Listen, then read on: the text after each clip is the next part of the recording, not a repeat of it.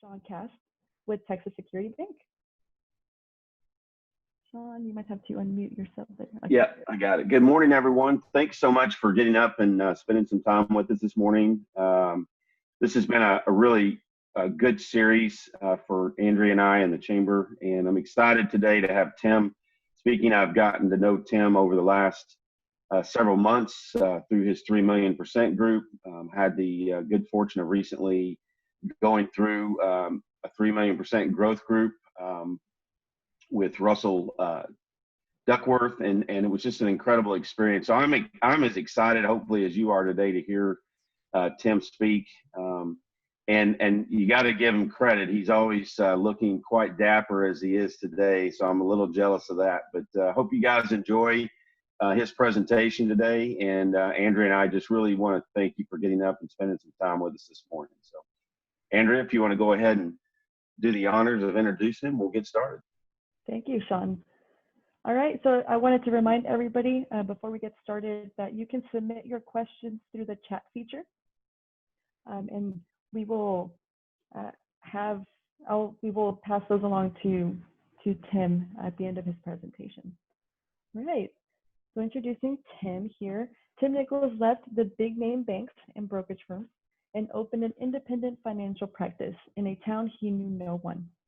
With $0 in assets under management, within 12 months, he had $3 million in assets under management. And he grew his practice with no print, radio, digital, or social media advertising. So Tim's passion is in sharing his proven strategies and tactics on how to set yourself apart from your competition by weaponizing relationships into revenue streams. Tim, we're going to go ahead and spotlight you here, and we will get started with your presentation.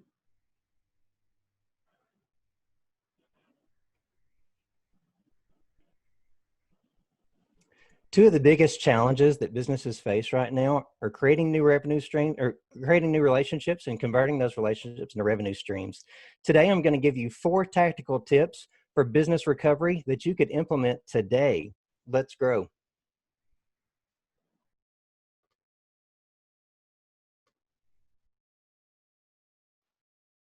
So those proven tactics to implement today are thought leadership, engagement, memorable visibility, and virality.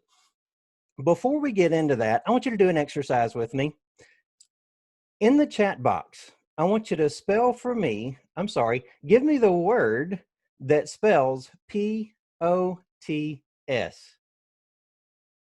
I'm going to wait on you to do that.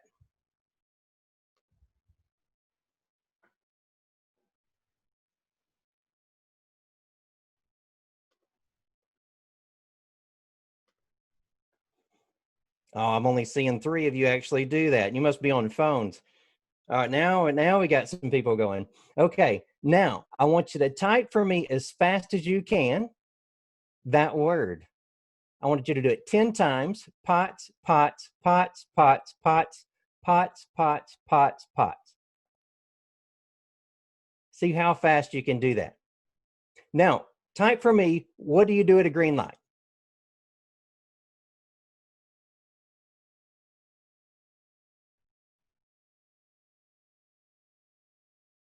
I'm seeing a lot of interaction there. Thank you for doing that.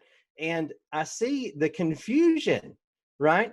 So in doing that, in having that confusion there, I'm seeing where some of you said go, some of you said stop, right? But what I actually said was, type for me, what do you do at a green light? I just 2020'd you right there, right? So you think that it's going to be one thing, and all of a sudden you're getting hit with something completely out of the blue that didn't even have anything to do with anything, right? So that is what we're facing as we try to do business during this time, right? And so what's happened is, what's created that confusion is, we were going along doing our business, and in doing that, we started hearing words like COVID, coronavirus, face masks, social distancing, takeout and to-go delivery, PPP loans, right? And so we've been programmed, just like I programmed you in 1 minute. I programmed you to think stop or go. Some of you said stop when I asked the question, right? And I never said stop. All I said was, here are the letters, spell this word, and then have you repeat it. So you spelled P-O-T-S, right? And which was POTS. And then I had you repeat that. And so then when I ask you the question, you're already processing what you've put together in your mind. I gave you those letters and you thought, he's trying to trick us. I'm going to say stop. The question was, what do you do at a green light? Some of you said go, but the instruction was type, what do you do at a green light? Right? So there's that confusion there. So one of the best things that we can do in thought leadership and how to take use of this tactical tip is to change your focus. Okay? So Zig Ziglar has a great quote that I like to live by. You are who you are and what you are by what you put into your mind. You can change who you are and what you are by what you put into your mind. So if you're watching the news all the time and you're hearing this negativity, you're hearing about social distancing and coronavirus and should we or should we not wear face masks, right? You're translating that into stop. Okay. So that's been the challenge for a lot of businesses right now, right? And one of my secrets that I was able to unlock when I went independent as a financial advisor and moved to a town where I knew no one was to implement another Zig Ziglar quote by changing my mindset. So I changed my mindset to you can have everything you want in life if you will help enough other people get what they want. So a lot of people were going to networking events, passing out business cards like a Las Vegas card dealer. And so they were expecting something from that, right? Right? So what I noticed is no one was there to buy anything. Not absolutely nothing. I mean, you didn't take all those business cards that you received and go home and put them in your CRM and say, I wonder what I can buy from this person. No, you put them in your CRM to follow up with them 2 weeks later to try to see if you could sell them something or if you could use them as a referral source. So this change in mindset changed everything for me. As a financial advisor of 17 years, I learned over time that people did not respond well to me going in trying to have a financial conversation with them. If I was to ask where their IRA was and where their old 401k was, a wall just started going up. And so I noticed that if I were to use this as my marketing model, use this change in my mindset and start saying, okay, if you're probably not that interested in becoming a client of mine right away, how do I help you grow faster? The faster I can help you grow, the faster I grow. The deeper I can make my relationship with you, the better referral generator you'll become. So that's what I did. Now, you've got to take massive action if you do this. So, and taking into account Tony Robbins' success cycle, you've got to take that massive action to create the results that you need, right? So if you take massive action, you'll get higher results. Your belief goes up, your potential goes up, and you'll take more massive action. So you can see it's an upward spiral the more massive action you take, okay? Now, it can work the opposite way. It can change the trajectory. So, for instance, once you started being programmed to stop through those words like coronavirus, COVID, face mask, social distancing, right? Massive action goes down, results go down, belief goes down, potential goes down, massive action goes down, results go down, right? So that downward spiral. So you can actually affect this spiral. You can make it go upward by taking massive action through a change in your mindset. So we need to create engagement. Now, there's a big difference between participation and engagement. You can actually create this engagement, whether it be in person or virtual, within your Chamber of Commerce or your organizations, your nonprofits, any of those that you're in, okay? So you want to create these opportunities for engagement. Now, let's talk a little bit about the difference between participation and engagement.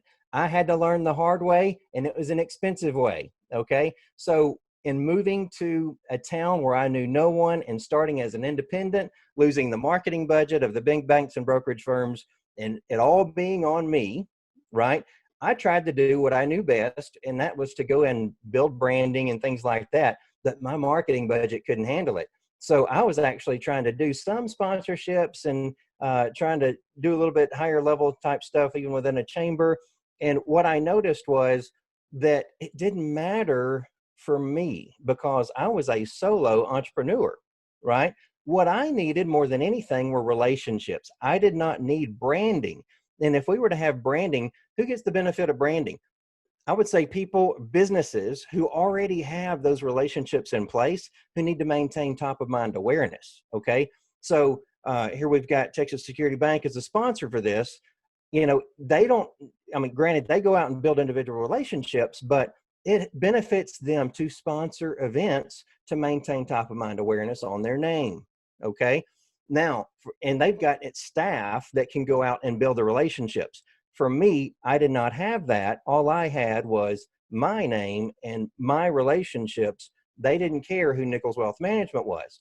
So what I needed to do was I needed to go out and create engagement within the organization of, or the platform of, the Chamber of Commerce. So how I did that was I served in a capacity to create opportunities for shoulder to shoulder relationships with thought leaders throughout the community market and industry.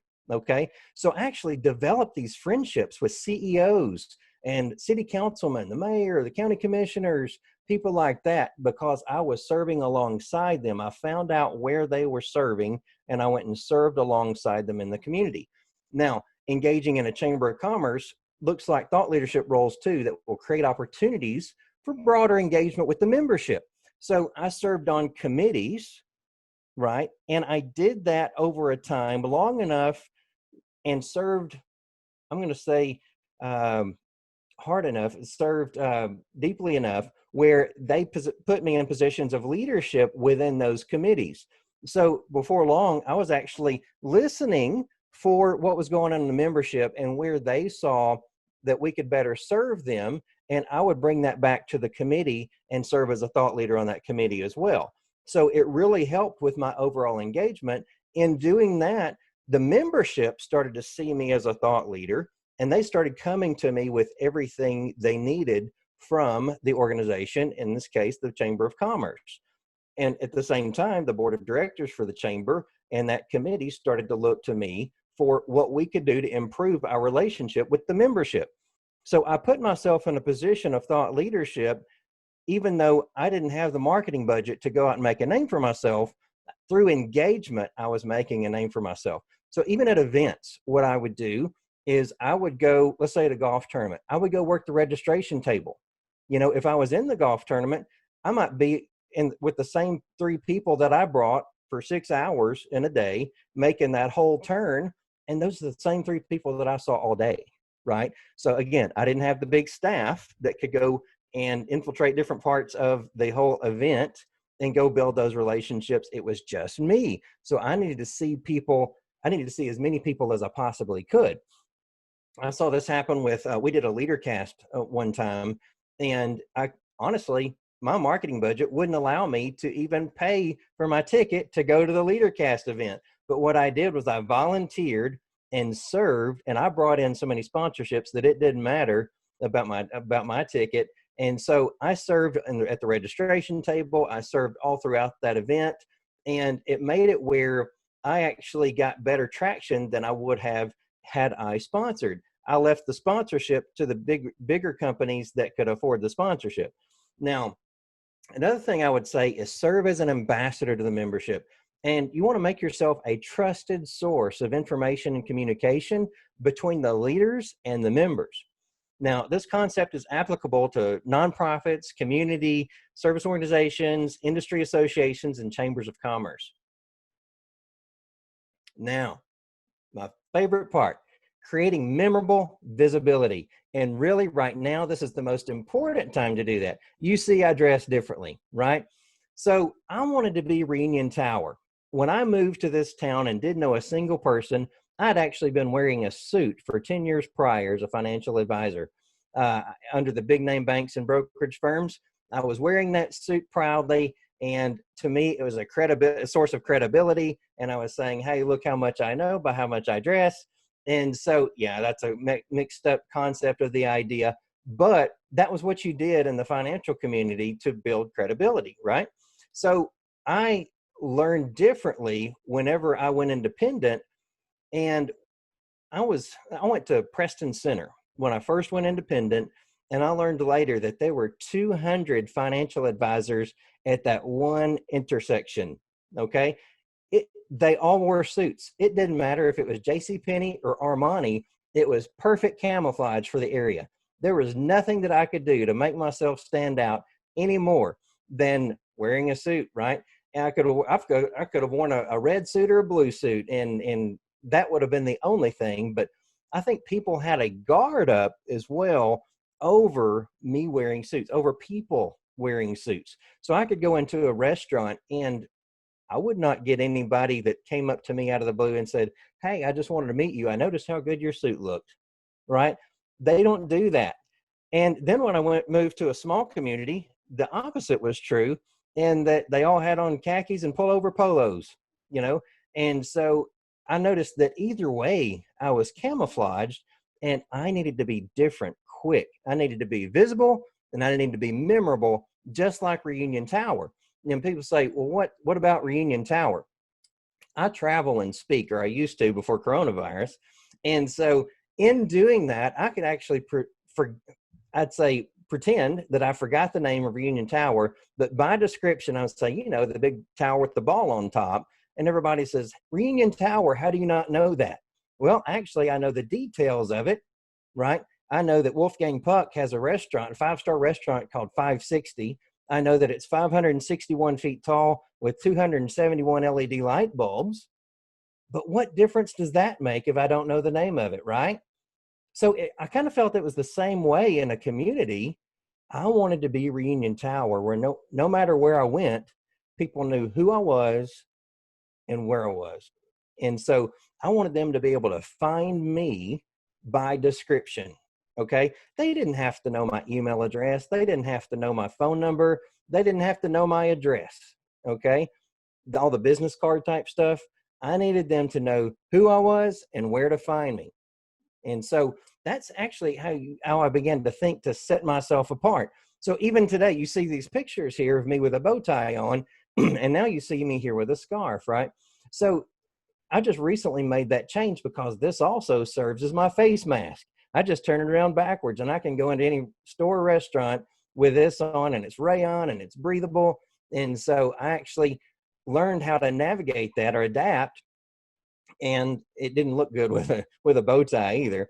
So that's how actually I started to set myself apart, even in the virtual community. So like right now, if you were to look at all the people through the grid screen, right, you can look and see who sets themselves apart and who doesn't, right? And there will be some, excuse me, there will be some that just have up their profile picture, right, because they turn their video off. And I'm not picking on you if you've done that. You might be doing other things right now, but you can tell who's visible and who's memorable by what they have on. You can even tell it by their background, maybe by their green screen.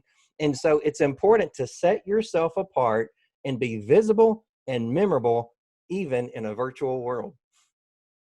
Now, I was talking about virality 5 years before any of this happened, okay? Now, this is one of the most strategic tactics that I could teach you today. This is a tactical guide to growth hack influence. I'm just going to tell you what I did and how I did it and how I was able to grow so fast within a short period of time, right? And it's counterintuitive to what you might even think. You might think that I made a bunch of phone calls and I passed out a lot of business cards and I had a lot of meetings. That would be inaccurate. What I did, I'm the green rock star in the middle of this. And so if you look at the box to the left, what that is that is your typical event, organization, or community, even a state or a nation, right? And you have this existing center of influence surrounded by these people that are just on the outskirts, okay? And the existing center of influence, let's say if it's a community, might be the people who were born and raised in that community who are now in positions of leadership within that community, and they feel like they already know everyone anyway. So they're not out looking for new relationships, right? But you might have people in the yellow circles that are new to business, new to the community. Maybe they're introverted, or maybe they just are not plugged in to whatever organization you're in. Okay. So one thing that I did as the green rock star, my mindset, keep in mind, was that Ziglar quote: you can have everything you want in life if you help enough other people get what they want. So I knew that the yellow circles were unplugged. They didn't feel necessarily a part of the center of influence. So I was actually building relationships with the existing centers of influence, as well as with those on the outside of that were just members. Okay. So how I growth hacked the system is I went in and built relationships, built deep relationships with the yellow circles. Now, this is getting into the 3 million% process of how I grew so fast. So those 5 keys were: deepen relationships quickly, elevate your profile within the community, leverage networks, build credibility, and establish community. Instead of holding myself accountable to how many calls I made in a day or how many appointments I scheduled in a week, I held myself accountable to those 5 things every day. So I would go into networking events with that Ziglar quote in mind, and I would start deepening relationships with those on the outskirts. And I would take that relationship and introduce them to someone else in the yellow circle, right?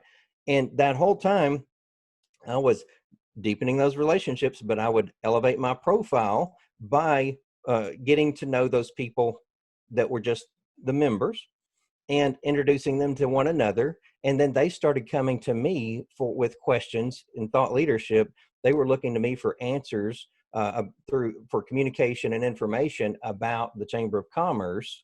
So I set myself apart as their thought leader, where they were coming to me for those answers. And then I would take them and start introducing them to the other yellow circles in the room or in the community or in the organization. And so by doing that, they built relationships with one another, and we built credibility, and we established community among those who had been introduced to each other, who were looking to me for thought leadership. And I made sure they were working with each other, getting to know each other and going to events together and things like that. On top of that, I would invite them to events that I would be going to, so they would already know someone when we went. Now, I was doing the same thing with the existing centers of influence, and I would learn what their needs were, and I would learn what the needs of the membership was, and I would make those connections by email or by LinkedIn, or encouraging them to schedule one-on-one appointments with each other. So those existing centers of influence started to see me as a thought leader, as a liaison between them and the membership. And the membership started to see me as a thought leader because I was a liaison between them and the leadership. You see how that works? So in doing that, it really set myself apart and built my credibility fast and established that community.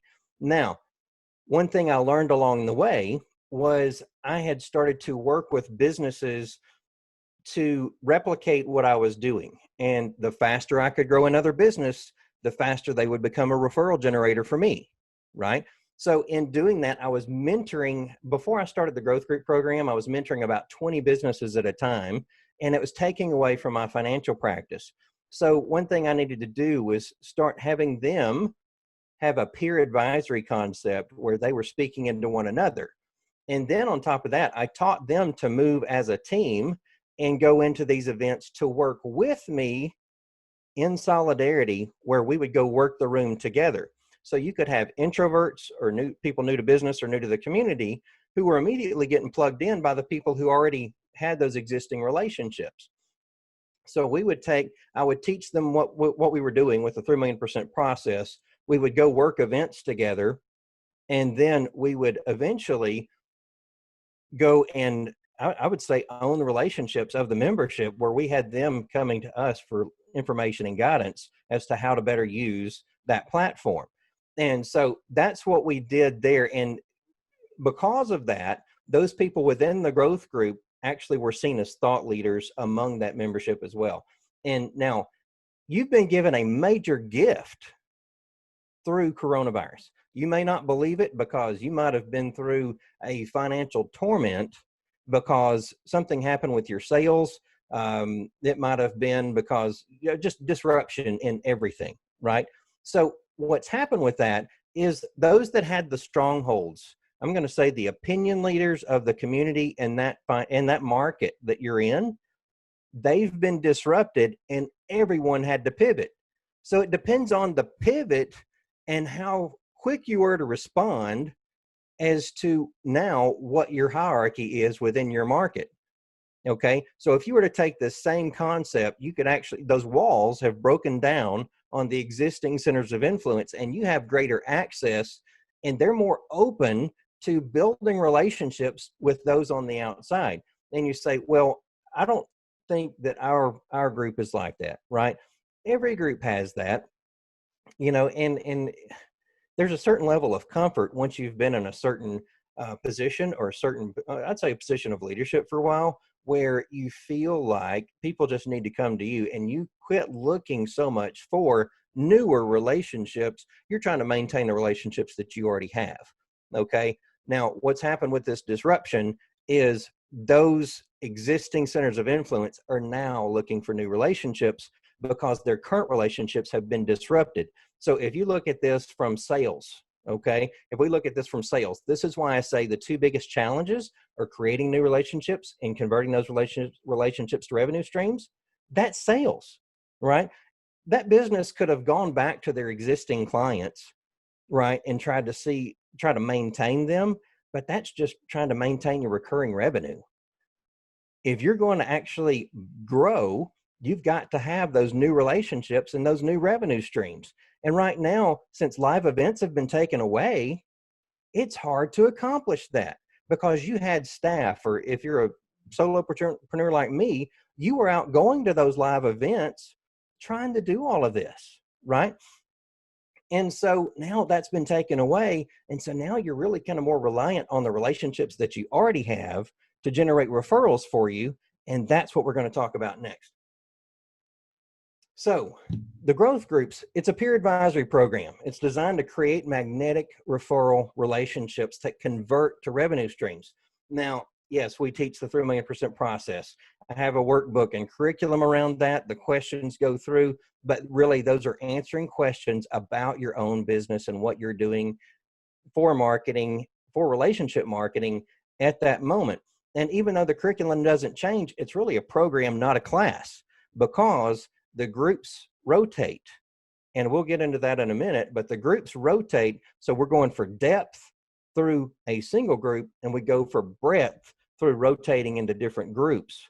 And that's how that works. Now, they mentor implementation in the group, so they hold each other accountable and they move as a team, right? And they encourage active engagement within chambers of commerce. So I can name, I saw as people were signing on, we've got about 15 people on this call who were already actively engaged in this process. And they establish community and accountability. So those people know one another and they already have referral generating relationships with one another. And they're doing, actually, our growth spiked when quarantine started because people knew that they needed to get into this because we meet in small groups of 10 and it creates deep referral generation. And if you're in sales, it is hard to get out there and make those sales if you don't have the live events to go out and pass out business cards like you've been doing, right? So that's how we use that. So let's talk about an action plan that we could implement right now, okay? These are the things you can take with you and do today to act on this. Join a peer advisory group or 3 million % growth group. Now, what this does, drives for deep relationships across a broad spectrum of industry. So we don't allow any more than one of any industry within a group. It achieves breadth because of the group rotation. So you go for 3 months with a group and rotate into a new group. So you've got deep relationships here, rotate into a new group, get deep relationships there. But it starts to create referral generation because everyone has had this change in mindset to that Ziegler mindset where you can have everything you want in life if you help enough other people get what they want.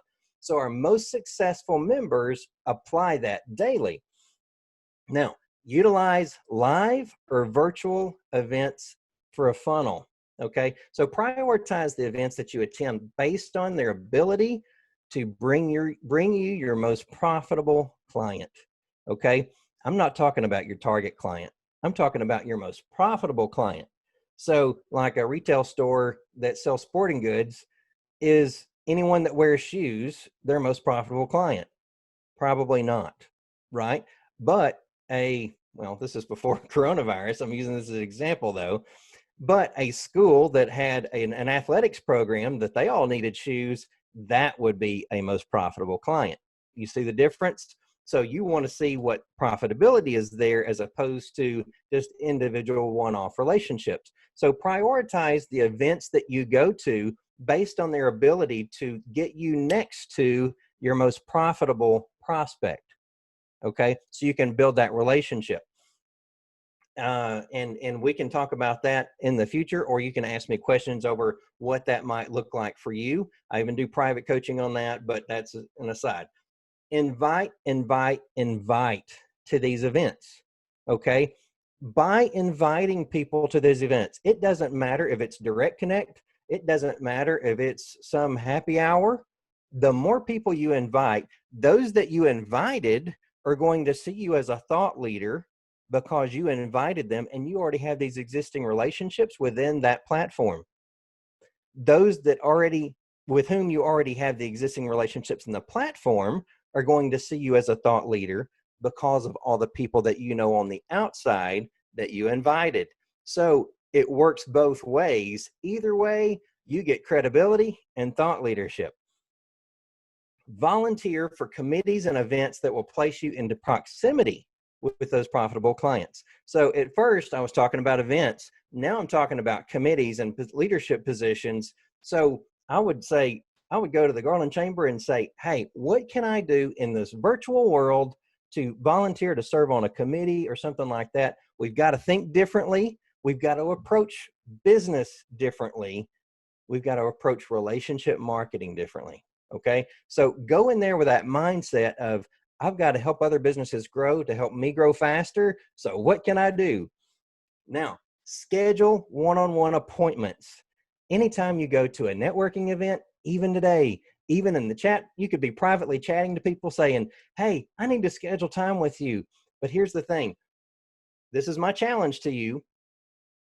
Don't schedule one-on-one appointments to make your pitch. A little secret here is schedule 15 to 30-minute appointments to learn how to help one another grow. That changes the conversation and it sets them up as, hey, I feel safe that Tim's not going to give me a pitch on how to have a good IRA, right? And it makes you feel safe that they're not going to give you a pitch on health benefits or anything like that. So there's a comfort in knowing that neither of you is going to be making a pitch because you have made that, I'm going to say, known as you set the appointment, but also even in the amount of time given. There wouldn't be enough time for you to make a solid pitch, and you don't have to worry about someone bringing their PowerPoint presentation with them to a meeting with you. So you're just trying to learn how to help one another grow better, but that's your opportunity to invite them into events that you're already engaged in anyway. So you establish yourself as a thought leader to them by engaging them in groups bigger than you. Okay. And that builds credibility so they know that they're not going to be sold by you all the time. Okay. Now, how do you learn more? I'm giving you a free ebook today. Okay. So you could pull out your phone and scan this QR code and you get this free book, 3 million%, 5 proven keys to my success with the Chamber of Commerce. Now, this isn't a sales pitch. I'm giving you the book. Okay. I'm giving you this book because I want you to learn how to use the Chamber of Commerce most effectively to grow your business, especially right now. Now, a lot of what I talk about in here is based on a live event concept within the Chamber of Commerce platform. Okay. We don't have that accessible to us right now. So you might have to mentally convert that to, how to apply it in a virtual world. But also we have the peer advisory groups available. I'm not trying to sell you on those. I'm just telling you it's an effective tool that I have used, and we actually have members that are on this call that took what I did, replicated it, and then expanded that through several communities, which I only did this in one community. They've taken it and are growing in 5 communities as a solopreneur. That is amazing to me. And the growth rates that I'm hearing, or even the businesses that were saved through quarantine, through the peer advice received, was amazing. So thank you. And what questions do you have for me? By the way, this QR code is for my personal information. It gets you linked to me on social media, as well as has my phone number and my email address. So I want you to feel free to scan that as well and connect with me socially, or connect with me through email or something like that. But I don't know if we are open to have questions. You'll have to let me know that.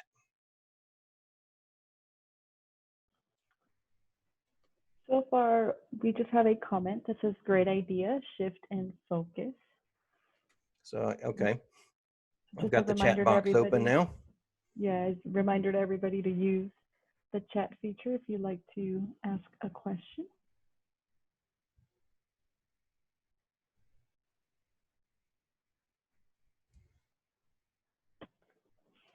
So I am ask you. watching the chat if anybody has questions. So I'll ask you one, Tim. What have you done differently since COVID hit, and how has that worked for you?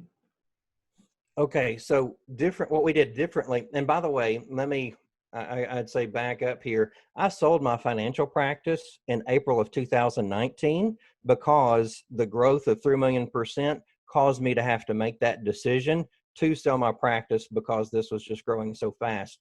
Now, and I needed to administer the program. But what I've done since quarantine started is, because of the size limitations of live event scheduling, we actually carried that right into the virtual world, and we're meeting in small groups anyway. But in the curriculum, how we had the peer advice where they were saving each other's businesses, is they started thinking differently about how they were approaching their sales and marketing, as well as their operations and administration. We started looking into their business processes, their products, their services, and just offering ideas or asking questions as to what they could do better to try to survive. And so we actually had one business within the program who came into a group meeting and said, "This is my last meeting. I can't afford this anymore. I'm going out of business." And the group said, "Nope, you're not. We're not going to allow it." And so they started speaking into that business owner and sharing ideas and offering suggestions and offering alternative pivots for revenue streams. And in doing that, she changed her product that she was offering. She was doing more live events, and she went to offering like balloon bouquets and things like that and delivering those. And so she reported about a month ago that this is the most money she has made in 3 years, year over year. To me, that was fantastic. And now this, we've spread organically in the last, I would say in the last 6 months, we have spread organically into 4 states. And so we have grown rapidly because the demand for this is so strong. So what I've had to do differently is I've actually had to build out the program to serve a larger capacity over a national level, as opposed to just in the DFW area.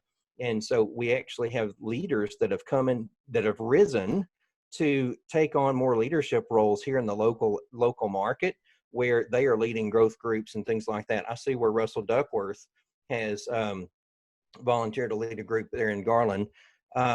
And I'm seeing other questions now. Let's see here. Was it difficult to approach people with your new dress code? What is the usual response? Actually, I turned prospecting on its head, but I did it gradually. And honestly, I was testing every time I did it. So my first move was to go to bow ties. And I did that at a nonprofit like gala event, not a gala, it was more casual than that. but I got sick of the long ties, honestly. I was wearing some vests too, but I got sick of the long ties getting in the sink or getting wet or something like that when I'd wash my hands. And so I thought, you know what, I'm going to try bow ties. I'd never worn them except for tuxedos. And I thought I would try that and try to be colorful with it and add a color pop using the bow tie. Well, that was effective, and it got me good positive traction where people were coming to me to speak to me. I wasn't having to work so hard to go and introduce myself to people, things like that. Then I started wearing fedoras. I grew up in the Western culture. My dad was a bank president and CEO, but he had told us, and now I grew up in East Texas, he had told us, don't wear your Western stuff as financial advisors. I have three brothers that are, I have three brothers, but two of the other brothers are financial advisors as well. And he had told us not to wear Western stuff because he felt like it might hurt our credibility. But, you know, it depends on what area you are for that. But so I wore fedoras so I could try to build credibility with the higher net worth, higher income, I'm going to say Dallas type people. And so in doing that, it really started to draw people in. They started to search me out. So I would go to a restaurant and meet a client for lunch. And I might have people from across the restaurant come and introduce themselves to me in the middle of my lunch. And I was like, this is crazy. And my wife and I would go somewhere and I'd have on a fedora and my bow tie, and people, it just turned prospecting on its head where they started coming to me. And the more changes that I made, the faster that pace started, where it was so different that people, I mean, I've even been sitting in a Jimmy John's and people would just come up to me and ask, what do you do? And so it just made them insanely curious about what I did. So in setting myself apart, it actually cranked up prospecting where I could back off. I didn't have to be so aggressive, but it made it where they just wanted to know who I was. Now, let's see. What's the difference between being pushy and a pain in the butt?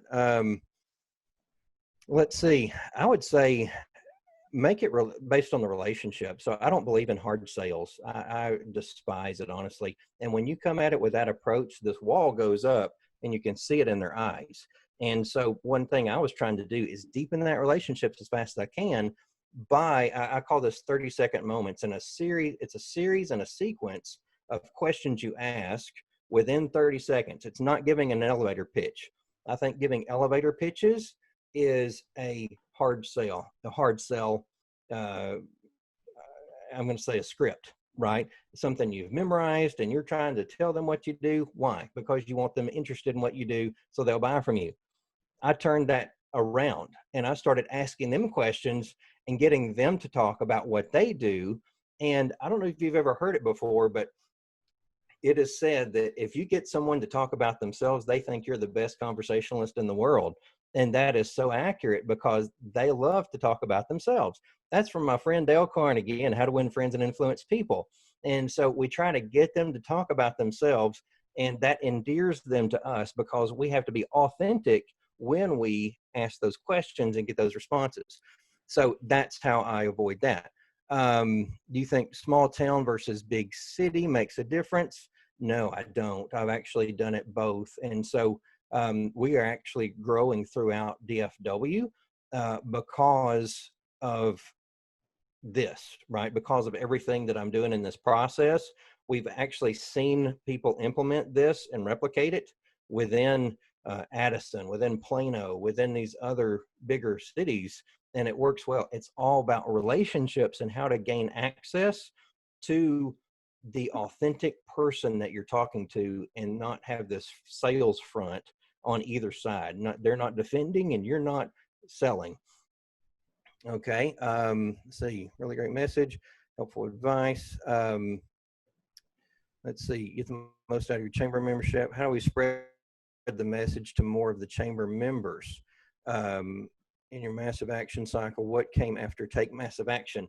So, gosh, in taking massive action, you know, I've spent my career going out on a limb here, just taking massive action. In doing that, I would say if you want to take the most massive action, I don't mean for this to be self-serving. This is such a tactical weapon is this growth group. if you get in there and move as a team and have someone helping you stay accountable to your goals and meeting your most profitable clients, they're going to help you meet those profitable clients, right? And so there are several of people in this call who are members of the Garland Chamber of Commerce who are already actively engaged in this process, and they will gladly draw you in, bring you in, and start plugging you into the relationships that you need to survive and grow, right? And so if you're on this call and you're already active, set yourself apart in the chat and say, hey, I'm here if you have a question. Again, I'm not trying to sell you here. It's just such a tactical tool that is so effective. Let's see. Great information. Would love to be able to hear this again for it to really sink in. Yes, it does. For some of these people, it might take going through 4 cycles of a growth group before they're actively doing it. It's almost an implementation process because it's so much to take in. And really, the book is only 70 pages long, if that, right? But the concepts are so different that it's such a different way to view relationship marketing as opposed to the cold calling and the going out and just seeing people. I've done all of that. I mean, I started I started as a financial advisor knocking on residential doors for 2 years. And I learned a lot of what I wanted to do. And I learned a lot of what I didn't want to do. So that's how that works. Let's see. Gerald, thank you. It's an incredible group, great for business. All right. So let's see. Can you show the QR code again? I think I can go to presentation mode again. Can I, Andrea? Yeah, you should be able to. All right. So for the book or for my personal information? There's the book. You could start implementing just from the book. You don't have to have the growth groups. You can implement from the book. The hard part is the conversion, is to converting that to application. And so, that's why I created the peer advisory groups, because I noticed that only about 10% of the people reading the book actually did it. So, you could go out and read Dale Carnegie, Zig Ziglar. You could read John Maxwell. You could read Tony Robbins. You could read all of these books, and I'm going to say the conversion to implementation is what the challenge is. And so that's where the peer advisor groups come into play. I'll share this QR code again too. So let's see, we're getting more chats in. Let's see. And by the way, Sean Cass, Texas Security Bank, Garland Chamber of Commerce, thank you so much for having me too. So Sean, I appreciate your message on there.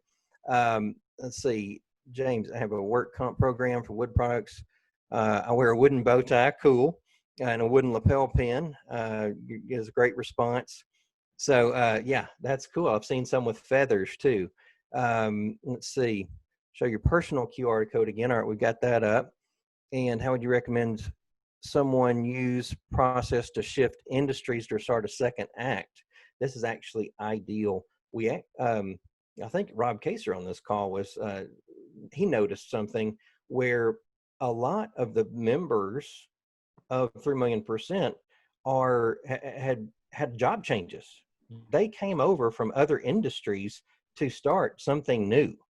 And maybe it was a different community.